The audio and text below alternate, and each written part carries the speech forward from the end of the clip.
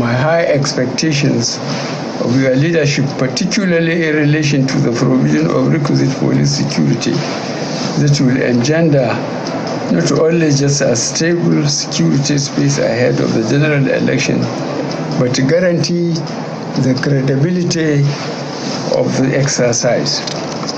In this task, I call on the Inspector General of Police and indeed all law enforcement agencies that will be complementing the police in the election security process to note that the eyes of the nation and the global community will be on you all.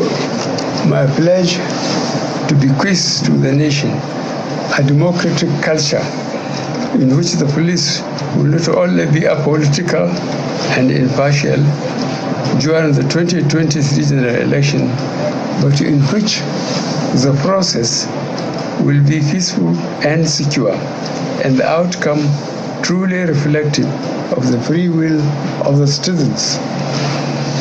This vision can best be achieved through an efficient police force, and I am delighted that the force leadership is advancing my vision in this regard.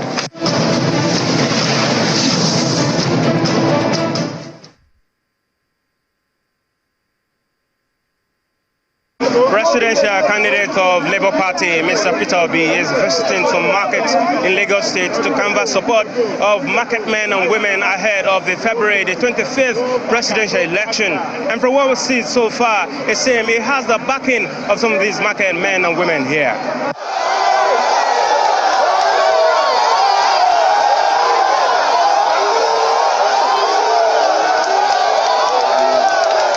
The presidential election is in the fortnight, and Mr. Peter Obi is shifting his campaign to the grassroots with his rally for support from traders in Lagos.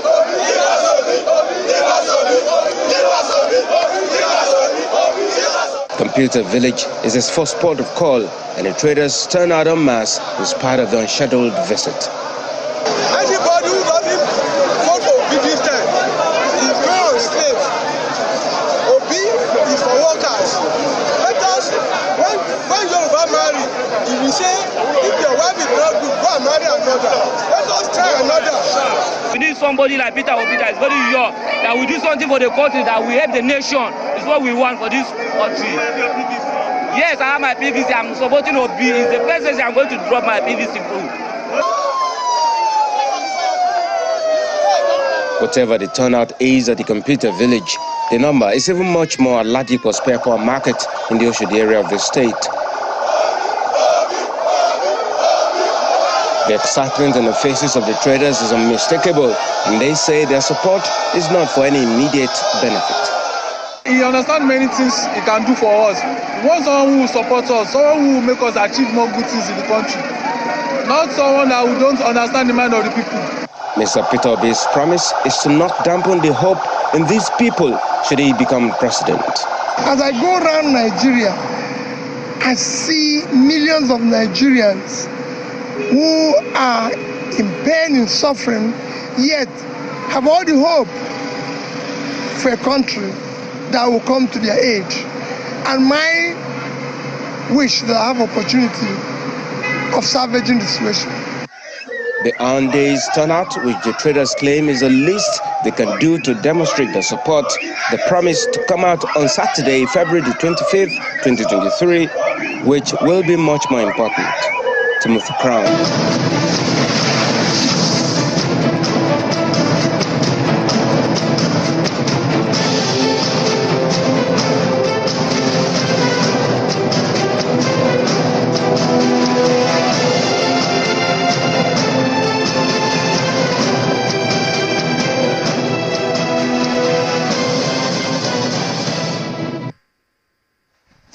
Welcome back. It's still the 2023 verdict, and that's our next port of call as we welcome the spokesperson, Obi Dati Presidential Campaign Council, Mr. Dele Farotimi.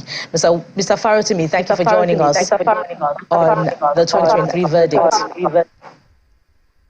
Thank you very much for having me. Good morning. Indeed, we've seen your presidential candidate traverse markets market. So over the weekend, it was, his appearance at Alaba International Market, and then we've seen his visit to Computer Village and Ladipo Market. And, the show of support for your candidate is unmistakable. Undoubtedly, the party will be buoyed by, this turnout. What are we to expect in relation to that, from the National Secretariat's hosting of your candidate later today? The first thing that we must understand is that given the fact that we have no structures and we have only about 4 children sat in a room somewhere tweeting away, from time to time, our candidate has had a need to remind those who are not on Twitter that they still have votes, which they must necessarily cast on the 25th of the month. This has, of course, seen us transversing the nooks and crannies of Nigeria. Mr. Gregory Peter Obi went as far as go to places where nobody has gone to campaign in years, places like Biu, places like Mubi, because there are Nigerians living there. So wherever Nigerians are, wherever they might live, before you might be related to someone, you must be able to see and feel their afflictions. So Mr. Obi has been going everywhere Nigerians are, however inconvenient or even sometimes pretty unsafe, like his trip to southern Borno, for instance, where he was told expressly by security people that they were unwilling to follow him because these were bandit and Boko Haram territory that they considered unsafe. And these are parts of Nigeria where Nigerians in their millions, thousands, they still live. They have to eke out a living in the parched land that has been abandoned by government itself. So he went to those places just as he went to Alaba Market, as we have pointed out, and just as he equally went to Computer Village. And he will continue. These are part and parcel of the attempt to continue to let Nigerians understand the critical nature of the coming election. I was, perhaps, I wouldn't call it privileged, but let me just say that I was constrained to sit down and watch the performance of the man who is speaking for this current government and the one that is looking to take over from it. And these performances are sufficient to educate Nigerians as to the fact that elections have consequences. And I thank channels for giving us this, despite all the network challenges you had in the course of that. So essentially, we are focused, both the candidate, ourselves speaking for him, average Nigerian who understands what are at stake, the things that are at stake in this election. We're simply focused on taking our messages to Nigerians. Elections have consequences. You must vote for competence above ethnicity and religion. And yes, records matter. We have a 7.5-year record, almost 8 years record now, of course, of General Buhari. What we've watched this morning, the buck passing, the illustration of dysfunction in its worst form, where you are having, look, it's almost like we're sat on top of a refuse dump where we've all lost our senses of smell. So when people come around and as Goebbels begins to repeat nauseating things that should not be normalized to the point where they excuse it, dice it, cut it, Nigerians must become wiser. These are our own messages in the days. So people will be doing transfer signaling in the political market. Let's stick with the Labour Party before we begin to go to national issues. Where you've recorded gains, there are also some records of losses. We've read in the papers how Southwest leaders have jettisoned your party. Their concern is that your party has no support base required to win the election. In fact, one of the quotes from one of the leaders of the party is to the extent that Labour Party cannot get up to 1,000 votes. How much damage has that done to your chances of harvesting votes in the southwestern region of the country? The first thing that is embedded in the question you have asked is a complete misunderstanding of the nature of the Obi movement. You have a complete misunderstanding of it. The so-called Southwest leaders of the Labour Party, who have decamped in what I was already explaining is the transfer market in the political season. Question you have to ask yourself is this: if somebody has come out to tell you that, oh, the Labour Party, that they are the Southwest leaders, is incapable of delivering more than 1,000 votes, then that tells you the quality of persons that they themselves are. The Labour Party of today is not the Labour Party of 6 months ago, before which all these ones that position themselves as career politicians who sell party tickets. That explains the problem the Labour Party has across the length and breadth of the Southwest, particularly where Jagaban PLC has always planted these people so that they act as surrogates in election time. When somebody has lost the party ticket, either that was in AC, ACN, or in this APC, they conveniently fly to the Labour Party of yesteryears. But that Labour Party is already giving way to a new Labour Party. So what the Labour Party you see today is not unlike the old NADECO, where people with disparate interests but who share the same strategic objectives come together because there is a pressing need to effect change, to change the direction of the country. We've all had to perhaps scale down our expectations in some ways, learn to, because we cannot build coalitions. How do you go about the business of having a revolution? And make no mistake about it, the Nigeria we have today is one that demands that we must give up our personal interest, make sure that we focus our attention and our entire energies on rescuing the country. We can have our ideological squabbles later on, but that is as it relates to the Labour Party of today. The persons you are talking about, who are they? Exactly how many people have they? I don't even know the name of a single one of these persons. I am a typical case in point.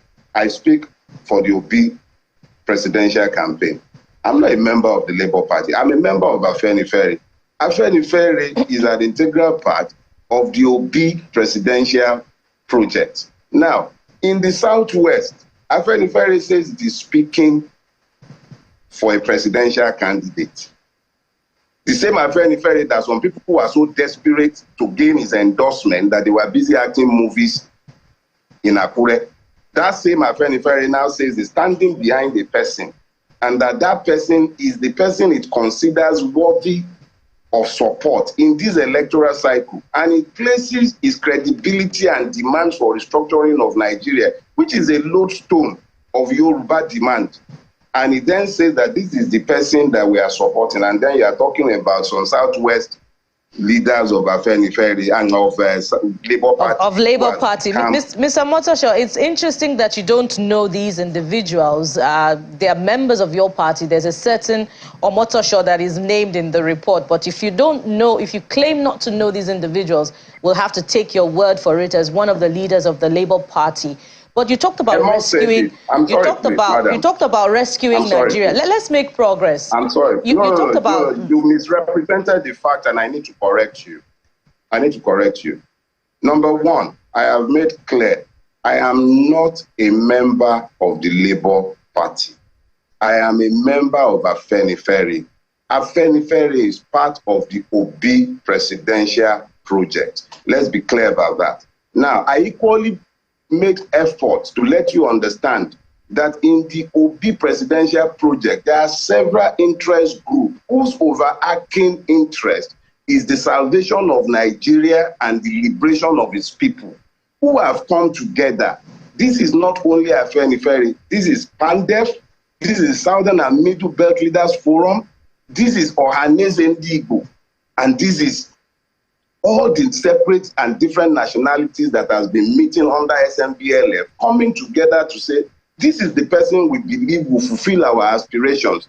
These are not persons who are ordinarily members of the Labour Party, but they've come into the Labour Party because that is where Obi is, and that is where we've all found a political platform for the actualization of the emergency situation in which we are which is rescue this country. So, Mr. Farotimi, does that then say, just a quick one on that, does that then say that there is a political arrangement of sorts between the Labour Party and the Afenifere and Pandef and the rest of it that you just mentioned?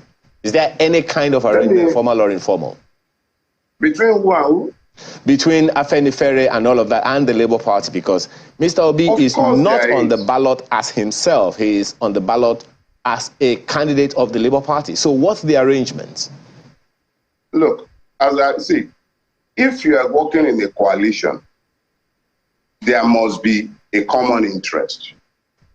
The common interest for everybody, including the Labour Party, which is working in tandem with the Obi campaign, is that Nigeria needs to be rescued. Now, that is without prejudice to the fact that there are operatives within the Labour Party itself who had been there long before Obi became a candidate of the party, and who had been there for reasons best known to themselves, perhaps positioning themselves for today's political transfer season. Because I cannot understand how a person stays within a party. He says it's the South. They say they are the Southwest leaders, and the same persons come out to say that they have a good candidate like Peter Gregory Obi to sell, and they are so impotent at doing this job that they self-indict themselves and tell you that they can only come up with 1,000 votes. Mr. Farotimi, I'd like you to please, conclude on that arrangement. What's the political arrangement between these interest groups that you talk about? There is no political arrangement. That's the point I'm making to you. When you talk about a political arrangement, you're suggesting that these people have some special interest over and above that of the average Nigerians. No. We all identified over 2 years ago that there are critical issues plaguing Nigeria and that these issues needed to be tackled. We came out with our position publicly. I'm talking about the Southern and Middle Belt Leaders Forum, which comprises of Ohaneze, Afenifere, Pandef, and the Middle Belt Forum. All four, we came together over 2 years ago, and we were speaking publicly to the need for power shift. After a point, we also came together. We spoke to the need for power to shift for the sake of equity and justice to the Southeast. All this time, nobody was focusing on Peter Obi. So we had already taken a position, and when we found the person who fit the bill in relation to competence, who fits the bill in relation to equity, who fits the bill in relation to justice, who fits the bill in understanding the need to take another look at the governance of this country and make it work for the Nigerian people, we as a collective supported him. He was in Labour Party, so of course, we went into the party with him, not necessarily as card-carrying members of the Labour Party, but in recognition of the fact that the Labour Party presents an opportunity and a platform for the actualization of these ideals that we had been speaking to all these years. Good. If he had remained in the PDP, maybe not, we may or may not have supported him. He may or may not be the ones we would even have been supporting. But today, based on the realities, the objective realities on the ground, he is in the Labour Party. Okay, well, let's speak to a hypothetical Peter Obi presidency. What would be the role of an Afenifere, of a Pandef and all of that in the political arrangement or governance arrangements, since you went in there because, as you said, there is an interest about rebuilding Nigeria? It's a fair question to ask. Our belief is that we would operate, and I have come out publicly to say this, even on your channel, we are not in this looking for political posts, but we are in this believing that Nigeria needs and requires change. So if a Gregory Peter Obi should win the presidency, we intend to hold him to each and every one of the words he has given to the Nigerian people in relation to the governance of Nigeria. The question then is how? How will that happen? How? Yes. The highest office in the land in this country today, or in any country that will progress, is the office of the citizen. We are citizens of Nigeria. We have not done a political deal saying give us this number of offices or We intend to remain in our space as citizens of Nigeria and hold him accountable to his words. He has given his words in public. He is the most interviewed presidential candidate in the history of this country. He has placed himself out there. He's gone out there. He has words that he has spoken in the public spaces. These words must count for something. In speaking those words, he wasn't speaking to Afenifere or to Dele. He was speaking to me, Dele Farotimi, when he's speaking on your channel, when he's speaking to the people in your clip, in the market. He's speaking to Nigerians. It is the words that he has given that we intend to hold him to. And if he fails to deliver on those words, it is our intention to make sure that we oppose him or anyone else who do not live by their words that they are freely given to Nigeria. Speaking of his ability to deliver, I'm glad you situated, the context of the participation of Pandef, Afenifere, and the other groups in the identification with the Labour Party and its presidential candidate. And you talked about, the need for equity and justice to, have the presidency emerge from the Southeast this time around. In relation to that, some would say that you would know what a person would do by what he had done in the past. And some would say in relation to that, your candidate's exit from APGA and the lack of consensus in the Southeast as we speak today on a Southeast presidency doesn't particularly give one cause for optimism about, his ability to unify Nigeria or even the possibility of his emergence on the ticket. You are falling victim to the danger of the one-sided narrative. In the first place, Nigeria is a place where political parties have not developed along the lines of ideology. It's always been that political parties, unfortunately, in Nigeria today, are essentially platforms for the contestation of elections. Now, Mr. Gregory Peter Obi wanted to be governor of Anambra State to make a change. The PDP was the behemoth running riot in the political space in the Southeast and had been in place since 1999. APGA was a minority party, but he joined that party because that was the party that offered the platform for engagement with the people. He gained power as an APGA governor, and he remained an APGA governor until the end of his tenure. Now, in ruling in Anambra State, he had to deal with a House of Assembly completely peopled by PDP people. I will leave out that history because it's not relevant, but you know it. He survived that. He spent his time working for the people, and he built a legacy of integrity and service. That is the basis upon which the like of me can engage with him today. Now, when you speak to the fact that there are divisions in the Southeast, that there might be no unanimity of support for him, I'll remind you that I'm a Yoruba man. My mother is from Fiditi in Oyo. My father is from Imesile in Ijesha land. Nobody is more Yoruba than me. And yet, I am here speaking clearly, particularly against the candidacy of the person called Bola Ahmed Tinubu. Let's be clear, this is not about tribe. It's about Nigeria. The fact that not enough of us have owned Nigeria, but more of us have owned our tribes and our religion is the reason why Nigeria is in the mess that it is in today. The Southeast is not going to be monolithic. There will be people in the Southeast who will not support Peter Obi, and that's their prerogative. There would also be people in the Southwest who will not support Bola Ahmed Tinubu. That's our prerogative, and that's as it should be. There has rarely ever been a point in time where there has been a tribal consensus in this third republic about leaving power for anybody. We are not concerned about tribal consensuses.